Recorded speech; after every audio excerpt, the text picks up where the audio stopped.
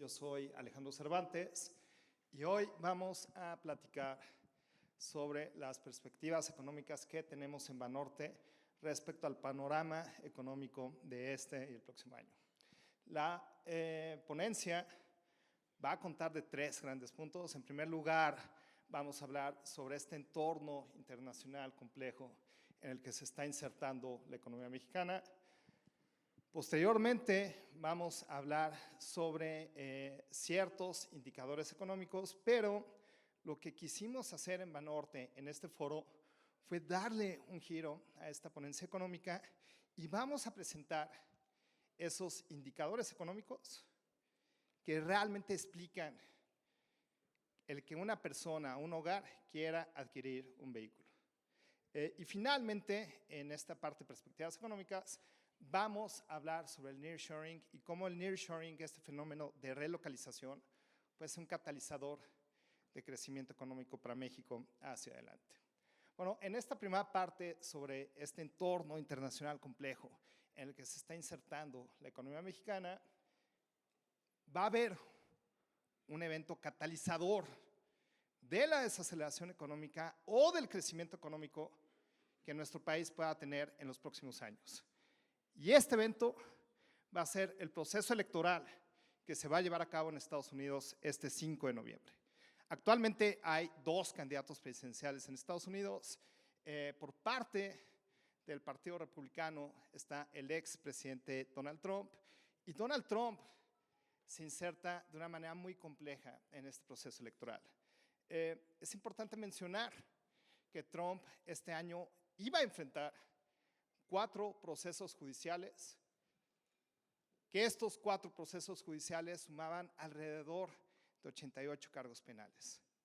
De estos 4 procesos, en uno ya fue encontrado culpable de fraude por encubrir 2 sobornos que realizó a sus examantes en 2015, falsificando estados financieros de sus empresas. Los otros 3 procesos judiciales se suspendieron simplemente porque la Suprema Corte de Justicia en Estados Unidos determinó que un presidente no puede ser enjuiciado o procesado por actos que se cometieron durante su presidencia. Entonces, realmente Donald Trump se inserta en este proceso electoral de una manera muy compleja, y por parte del Partido Demócrata se encuentra la actual vicepresidenta Kamala Harris. Kamala Harris también enfrenta 4 retos muy importantes en este proceso electoral del 5 de noviembre. En primer lugar, ella no fue la primera candidata del Partido Demócrata. Aquí es importante recordar que el candidato original era el actual presidente Joe Biden.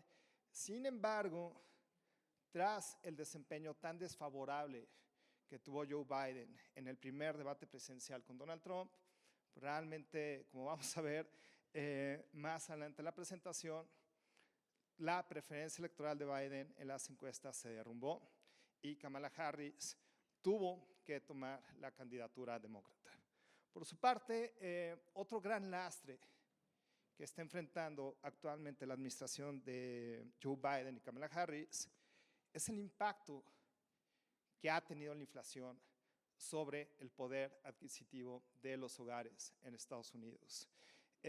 Bloomberg hace unas semanas levantó una encuesta en Estados Unidos para poder determinar cuáles son los principales problemas económicos que enfrentan los hogares, y en primer lugar salió el problema inflacionario. Por su parte, Kamala Harris también enfrenta otro gran problema. El votante mediano en Estados Unidos considera que la administración de Biden y Harris se ha enfocado mucho en la política exterior de Estados Unidos y ha descuidado la política interior. Y el último gran problema que enfrenta la administración de Biden y Harris en este proceso electoral que se va a llevar a cabo en 2 semanas son los fuertes flujos migratorios hacia Estados Unidos. Para ponerlo en contexto, hace unas semanas el Buró de Estadísticas Laborales en Estados Unidos publicó los resultados de una encuesta muy importante en Estados Unidos que se conoce como la American Community Survey, y esta encuesta nos ayuda a diagnosticar a nosotros los economistas cómo se ha comportado el flujo de migrantes hacia Estados Unidos. Quitando a los mexicanos, hubo una entrada neta de más de 1 millón de migrantes latinoamericanos a Estados Unidos en 2023. Hubo una entrada de más de 240,000 migrantes mexicanos a Estados Unidos en 2023. Entonces, cuando en Estados Unidos hablan del problema migratorio, esto sí es una realidad para todas estas ciudades receptoras de migrantes mexicanos. Ahora,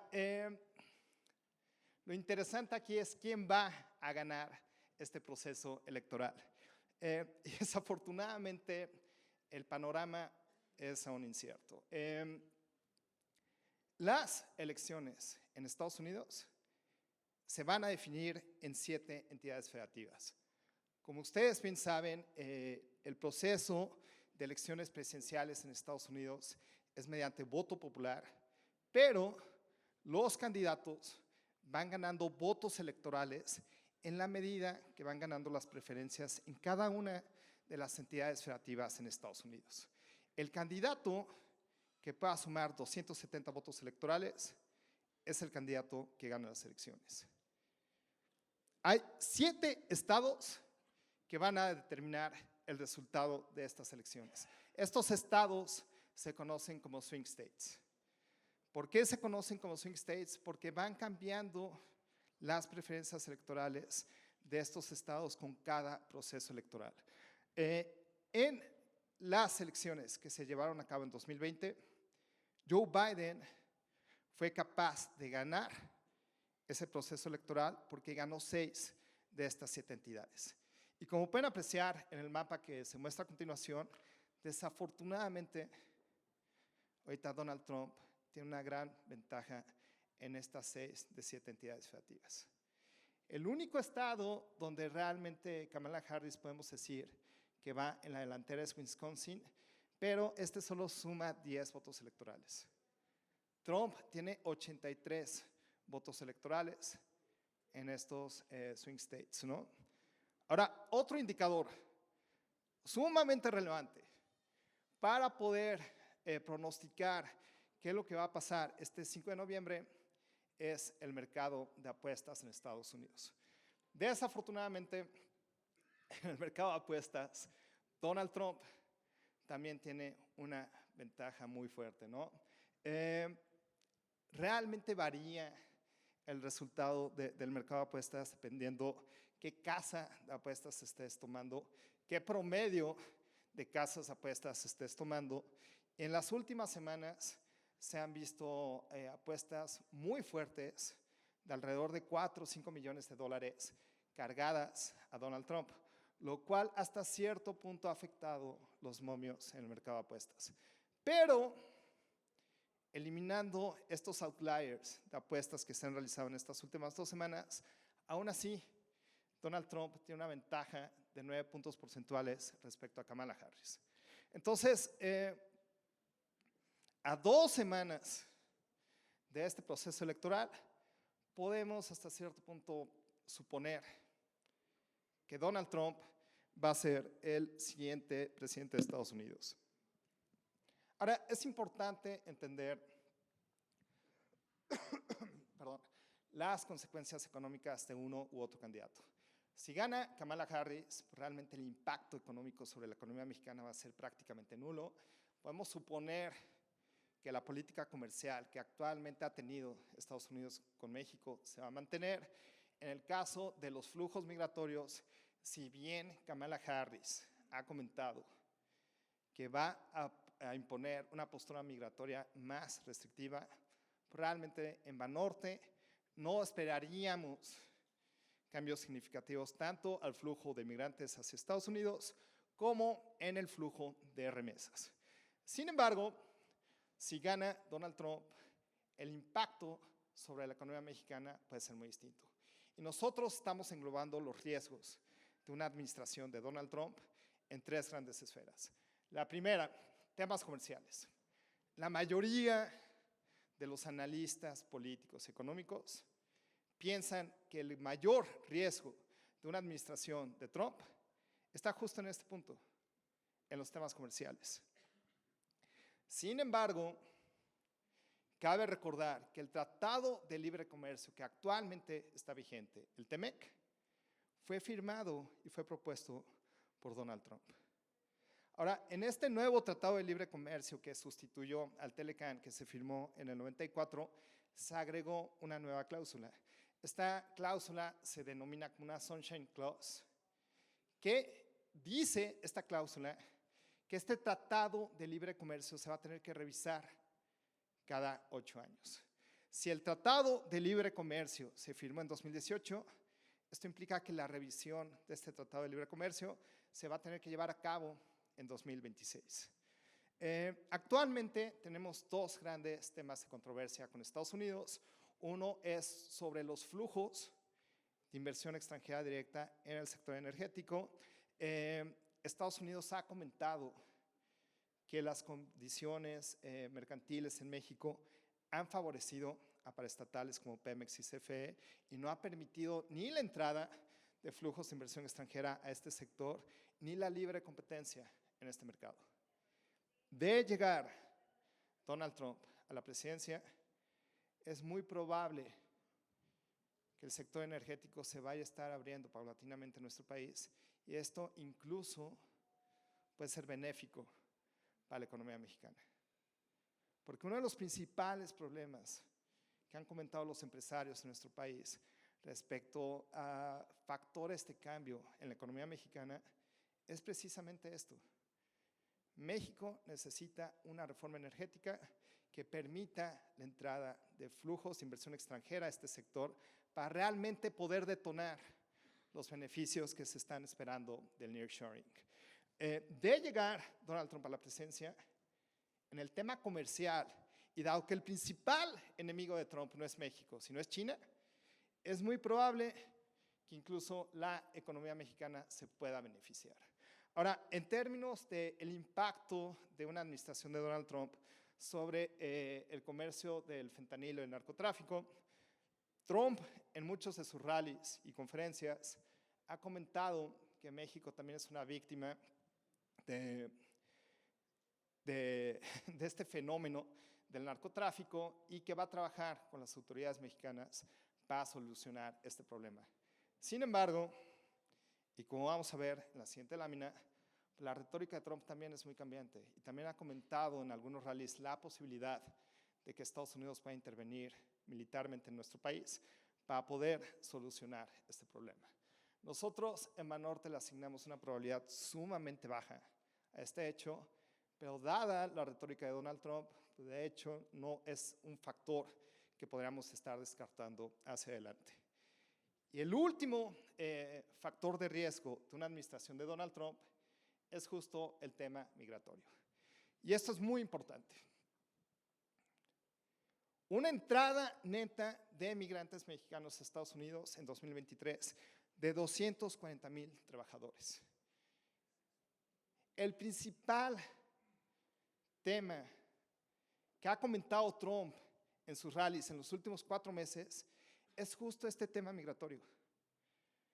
De llegar Donald Trump a la presidencia, lo que podemos esperar es deportaciones fuertes de trabajadores mexicanos hacia nuestro país y esto definitivamente va a tener un impacto sobre las remesas familiares. Para que se den una idea, las remesas familiares en 2023 sumaron alrededor de 63,000 millones de dólares. La inversión extranjera directa que tuvimos en este periodo fue de solo 36,000 millones. Eso implica que los migrantes mexicanos inyectan más dinero a la economía mexicana que los empresarios extranjeros. Las remesas familiares en México representan alrededor del 5% del PIB, representan alrededor del 8% del consumo privado y representan alrededor del 30% de la masa salarial del sector formal de la economía mexicana. De llegar Donald Trump a la presidencia, es muy probable que veamos una contracción en estos flujos y esto definitivamente va a afectar la dinámica de crecimiento del consumo privado en los próximos años. Ahora, en Banorte hemos hecho un esfuerzo de implementar modelos de aprendizaje de máquina e inteligencia artificial para poder interpretar y estimar los indicadores económicos. Lo que hicimos también hace unos meses fue empezar a analizar la retórica de Donald Trump en sus discursos utilizando estos modelos de inteligencia artificial. Lo que hicimos en esta lámina es básicamente analizar los últimos 8 años de discursos de Donald Trump. Los metimos a una licuadora de inteligencia artificial, particularmente una familia de modelos que se conocen los modelos de procesamiento del lenguaje natural, para poder catalogar el tópico principal de cada uno de los discursos de Donald Trump en estos últimos 8 años. Este modelo de inteligencia artificial nos arrojó 23 tópicos que Donald Trump usualmente usa en sus discursos, y estos 23 tópicos nosotros los categorizamos en 9 grandes rubros. Uno de ellos es el sesgo negativo que tiene Trump sobre la economía mexicana. Los resultados de este ejercicio son muy interesantes. Como pueden apreciar en la gráfica del lado izquierdo, la barra gris muestra el sesgo promedio negativo de Donald Trump en los procesos electorales de 2016 y 2020. ¿Cómo podemos leer esta gráfica? En el trimestre que se llevó a cabo las elecciones en 2016 y 2020 y un trimestre anterior, 4 de cada 10 discursos de Donald Trump, el tópico principal era en contra de México. ¿Qué es lo que ha estado pasando en estas elecciones? Al mes de septiembre y en la primera quincena de octubre, 9 de cada 10 discursos, el tópico principal era en contra de México. Algo muy interesante que arrojó el modelo es que Donald Trump antes separaba el tema de seguridad con el de México. Ahorita cuando Trump en sus rallies habla de seguridad, siempre está asociado a México. Entonces, a pesar de que en temas comerciales una nueva gestión de Trump en Estados Unidos incluso pueda ser benéfica para México, no tenemos que quitar o no podemos descartar el hecho de que no le caemos bien a Trump. Y esto definitivamente puede afectar la dinámica de crecimiento de la economía mexicana hacia adelante. Bueno, ya vamos a pasar con las buenas noticias. En Banorte también, para esta presentación, le comentaba a Guillermo, le comentaba a Iván, también que va a ser uno de los ponentes en las siguientes presentaciones, que quisimos hacer algo distinto, ¿no? Usualmente cuando un economista se para en uno de estos foros, empieza a platicar sobre la inflación, sobre la actividad industrial, sobre la producción manufacturera, la confianza del consumidor, pero realmente estos indicadores no pueden ser aterrizados al tópico del foro, ¿no? ¿Qué fue lo que hicimos en esta presentación? Tomamos toda esta gama de indicadores económicos a nivel nacional, con los que cuenta el Banco de México, la Secretaría de Hacienda, el INEGI, los metimos a un modelo de Machine Learning que se conoce como Random Forest y pudimos discriminar cuáles son esas variables económicas relevantes que nos explican el que un hogar quiera adquirir un vehículo. Y estas variables económicas las agrupamos en 4 grandes categorías. En primer lugar, y esto es utilizando indicadores no tradicionales para el análisis económico, utilizamos ciertos términos de búsqueda que los usuarios usan en Google y en YouTube. ¿Cuáles son estos términos de búsqueda? Kia, Toyota, General Motors, BYD, Honda, Audi, BMW. Construimos un índice con todas estas palabras de búsqueda en YouTube y en Google, y este índice, como van a ver, nos ayuda hasta cierto punto a adelantar cómo se puede comportar la dinámica de las ventas de vehículos hacia adelante. Otro gran indicador es el comportamiento de la inflación. En la familia de indicadores de crecimiento económico fueron 2 los principales, el IGAE, que es simplemente un proxy mensual del PIB, y uno mucho más relevante el comportamiento del consumo privado y definitivamente la creación de empleos y el comportamiento de los salarios también fue uno de los indicadores económicos más relevantes. Bueno, respecto a los términos de búsqueda, como ya comenté, lo que hicimos fue agarrar alrededor de 200 términos de búsqueda distintos asociados con el sector automotriz, tanto en Google Trends como en YouTube.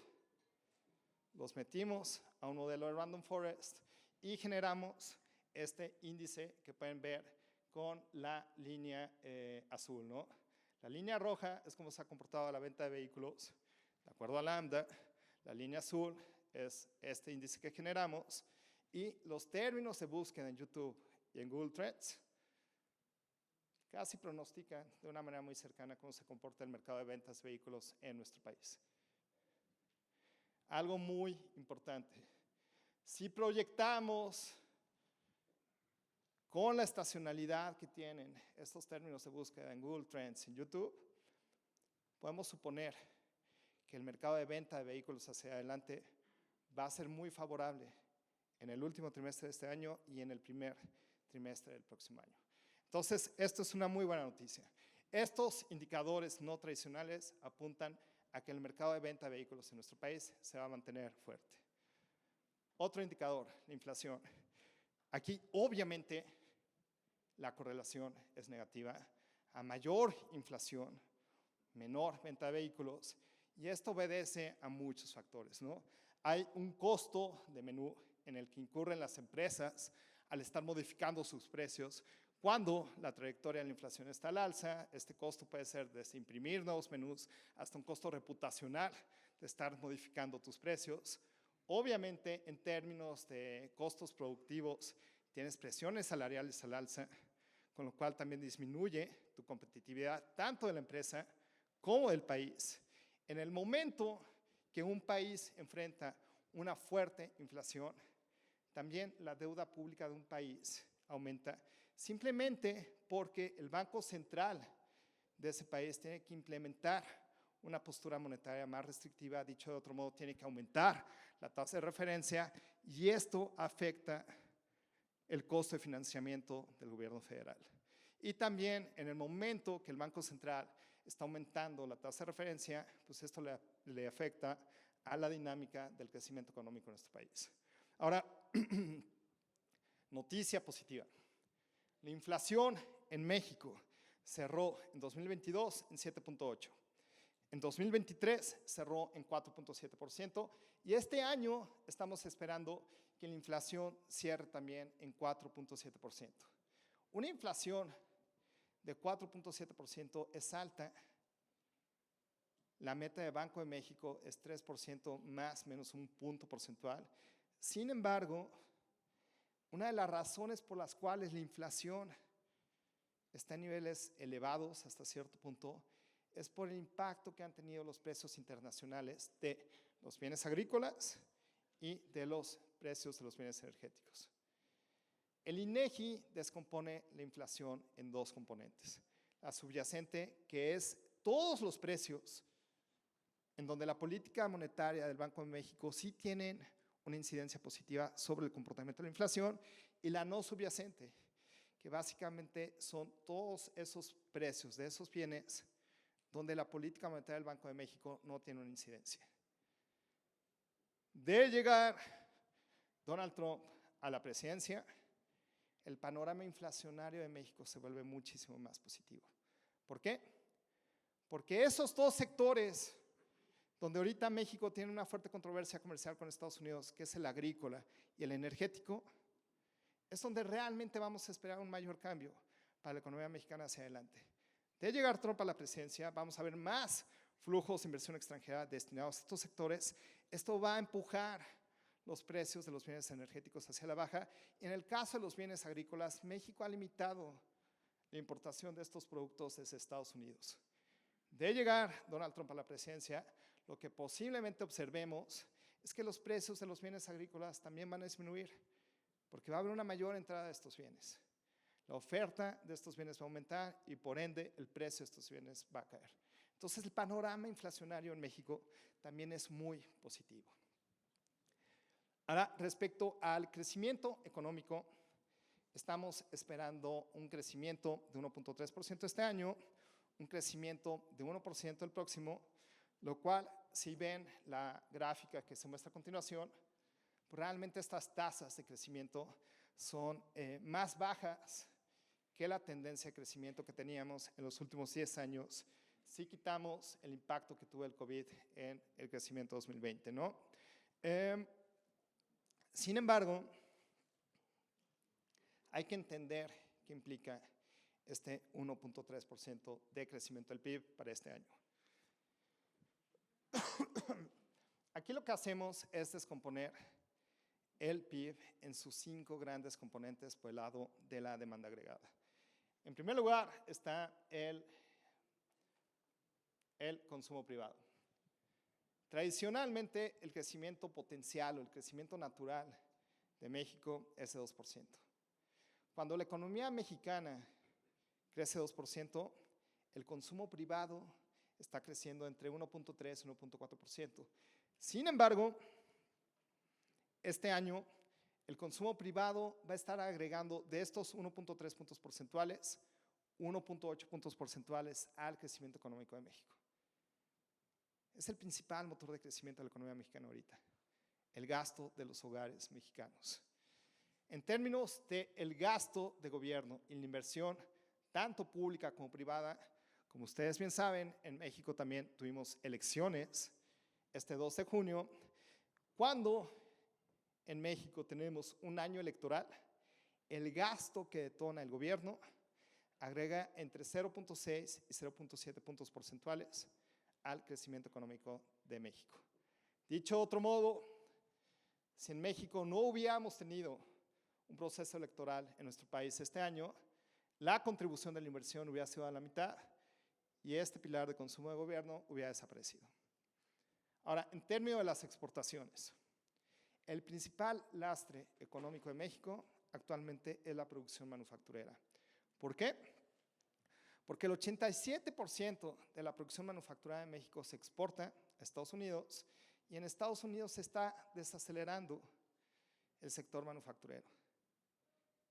A pesar de que la inversión y el consumo en Estados Unidos han cobrado un mayor dinamismo durante 2024, la principal fuente de desaceleración económica en Estados Unidos es el sector manufacturero y esto también ha afectado al sector manufacturero mexicano.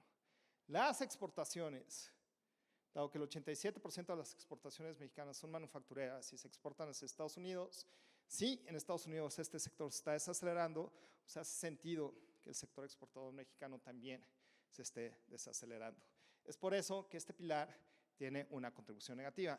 Y en términos de las importaciones, que es lo que está restando más crecimiento económico en nuestro país, las importaciones ya están contabilizadas tanto en la inversión como en el consumo privado. Y dado que no se producen de manera interna en nuestro país, en una ecuación tradicional de demanda agregada, las tenemos que quitar del PIB. Entonces, esta caída en la contribución de crecimiento de 1.3% de las importaciones, lo único que nos dice es que México ha incrementado de manera radical las importaciones que hemos tenido en 2024. Esto se ha visto reflejado en el consumo privado y en la inversión privada, pero dado que no se producen en México, pues se tienen que quitar, ¿no? Entonces, a pesar de que la economía mexicana solo crezca 1.3% este año, pues realmente la dinámica de crecimiento económico en México ha sido muy favorable. Ahora, desafortunadamente, el INEGI cuenta con estadísticas muy rezagadas respecto a cómo se ha comportado el consumo privado en nuestro país. La última cifra económica que tiene el INEGI del consumo privado es a julio de este año. Por eso es que en Banorte nosotros creamos una nueva gama de indicadores económicos para poder diagnosticar cómo se está comportando el consumo privado en nuestro país. ¿Qué es lo que utilizamos para crear esta nueva gama de indicadores económicos? A todos ustedes que son nuestros clientes. Tomamos el gasto que realizan nuestros clientes con su tarjeta de débito y crédito y con eso podemos tener un diagnóstico sumamente oportuno de cómo está comportando el consumo privado en nuestro país. En términos del producto de tarjeta de crédito, Banorte tiene una participación de más de 10% del mercado, con lo cual estos datos son representativos del mercado de tarjetas de crédito en México. Sin embargo, en el producto de tarjeta de débito, Banorte dispersa las nóminas de más de 5 millones de trabajadores. Entonces, realmente estamos hablando que Banorte dispersa alrededor de las nóminas del 27% del sector formal de la economía mexicana. Entonces, los datos de gasto con tarjeta de débito también son sumamente representativos de cómo está comportando el consumo privado en nuestro país. Ahora, como pueden apreciar en la gráfica que se muestra a continuación, si tomamos como punto de partida cómo estaba comportando el gasto antes del COVID-19, actualmente el consumo privado en México tiene una recuperación de 46.8% al mes de septiembre. Otra vez, la importancia de utilizar estos indicadores es que no estamos hablando de julio, estamos hablando al cierre del mes anterior, ¿no? Dicho de otro modo, el consumo privado va creciendo muy fuerte. ¿Cuál es un cierto foco amarillo? Que si desagregamos el gasto con tarjeta de débito y crédito, vamos a ver que el de tarjeta de crédito está creciendo 68.9%, mientras que el de débito está creciendo 40%. Este mayor gasto hasta cierto punto está sustentado por un mayor apalancamiento de los hogares mexicanos. ¿Cuál es la buena noticia? Que este mayor apalancamiento es de los hogares de ingresos altos. El gasto de los hogares de ingresos más bajos que nosotros estamos poniendo como línea de ingreso bajo y alto, un ingreso por hogar de 20,000 pesos, realmente ha estado relativamente constante en estos meses. El total ha estado creciendo 27.9%, el de los hogares más pobres con tarjeta de crédito 25.3%, el de débito 28.4%. Ahora, dado que también contamos con el negocio donde están gastando nuestros clientes, es que podemos tener un diagnóstico de cuáles son los sectores que realmente están recuperando. Y antes de que se sorprendan por transporte, acuérdense que nadie compra un coche con su tarjeta de débito y con su tarjeta de crédito. Aquí, transporte, estamos hablando de boletos de avión. Pero realmente estamos hablando de una recuperación sumamente robusta del consumo privado por sector. Dado que también contamos con el código postal de nuestros clientes, podemos tener un diagnóstico de cómo está recuperando el consumo privado por entidad federativa. Utilizando una variación anual de septiembre de 2024 versus septiembre de 2023, la entidad con menor crecimiento es Guerrero. Tiene un crecimiento de 10.5%.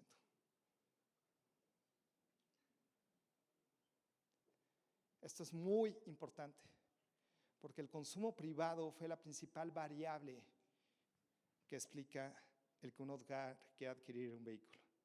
Como pueden apreciar en estas láminas, el consumo privado en México va volando.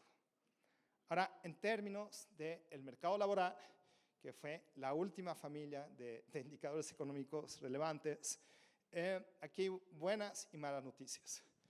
De enero a septiembre tuvimos una creación de 456,000 nuevos empleos en México. Suena como un número elevado, pero si consideramos que el promedio de los últimos 12 años, quitando el periodo de COVID, fue de 750,000 nuevos empleos, pues esta creación de empleos ha estado por debajo del promedio de estos últimos 12 años. Sin embargo, para la adquisición de un vehículo es más importante el comportamiento de los salarios que el de la creación de empleos. Aquí lo que hacemos es estimar la masa salarial. La masa salarial es simplemente multiplicar el salario promedio de cotización del IMSS por el número de trabajadores y sacamos la variación anual. Dicho de otro modo, estamos graficando cómo se ha comportado el crecimiento del ingreso total de los trabajadores mexicanos. Como pueden apreciar en la gráfica, al cierre de septiembre, el ingreso total de los trabajadores mexicanos tiene un crecimiento de 5.6%, que más que triplica el crecimiento estimado de la economía mexicana. El mercado laboral también es otro indicador que apunta a que la venta de vehículos en nuestro país va a permanecer de manera muy fuerte en los próximos meses.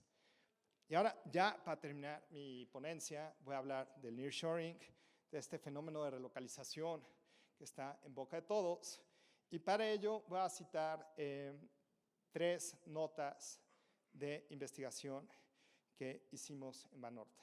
Ahorita me regreso a las láminas anteriores. La primera fue tratar de estimar el impacto que va a tener el nearshoring sobre el sector exportador mexicano.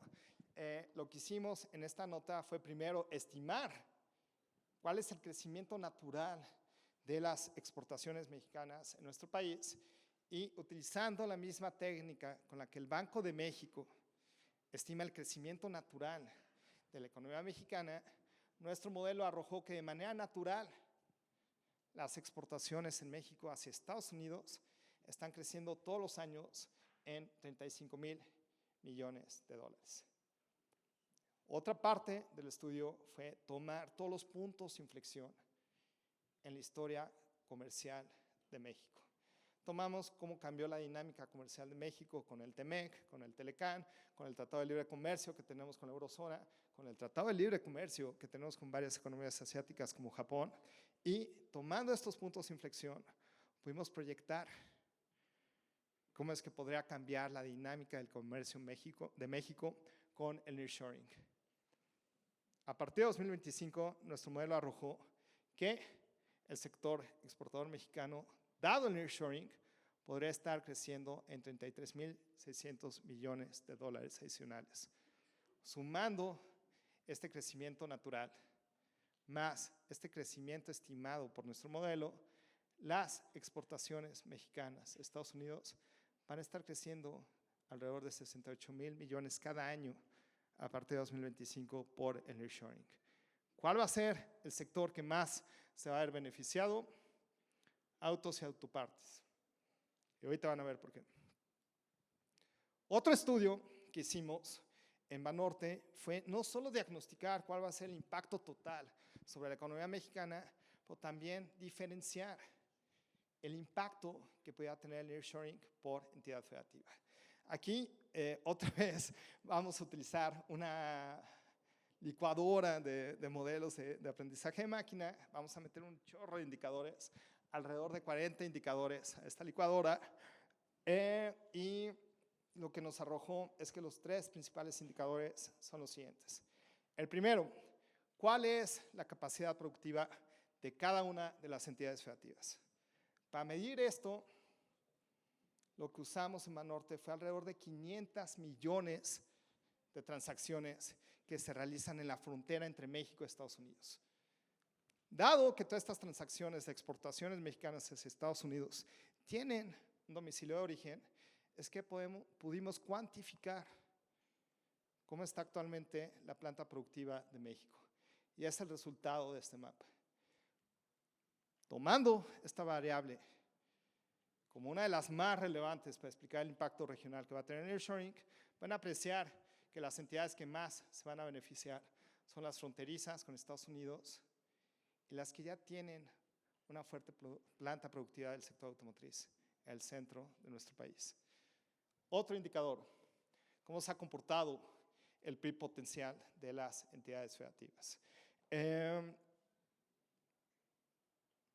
Aquí utilizamos la misma técnica que utiliza Banco de México para medir este crecimiento potencial de la economía mexicana, nada más que nosotros lo hicimos, ese ejercicio 32 veces para las entidades federativas, y lo que nos arrojó fue, otra vez, las entidades que tienen un mayor crecimiento económico: Querétaro, Aguascalientes, Nuevo León, San Luis Potosí, Estado de México, Jalisco, Puebla, entidades que ya tienen actualmente una fuerte planta productiva de vehículos. Último indicador, el comportamiento de la inversión extranjera directa. Aquí estamos utilizando el comportamiento de la inversión extranjera directa en el periodo de 2018 a 2022. Como pueden apreciar en la gráfica, estamos tomando 3 años de pandemia. ¿Por qué estamos tomando 3 años de pandemia? Porque hasta cierto punto estos flujos de inversión de extranjeros, empresarios extranjeros en México durante este periodo, habla de la resiliencia de estas entidades federativas. ¿Cuáles fueron las entidades que más se beneficiaron? Bueno, quitando a la Ciudad de México, Nuevo León, Jalisco, Estado de México, Coahuila, Guanajuato, Querétaro, Puebla. Tomando estos 3 grandes indicadores y otros 37 que no voy a comentar aquí por cuestiones de tiempo, es que generamos este score de nearshoring. Como pueden apreciar en la gráfica que se muestra a continuación, las entidades que más se van a beneficiar del nearshoring son las 6 fronterizas y las siguientes son las que tienen una fuerte planta productiva de autos. Entonces, todo este análisis del nearshoring arrojó que el principal motor de crecimiento de México en los próximos años dentro del sector manufacturero va a ser justo el sector automotriz. Y por cuestiones de tiempo, dado que solo me quedan 30 segundos de mi ponencia, por mi parte es todo. Muchísimas gracias.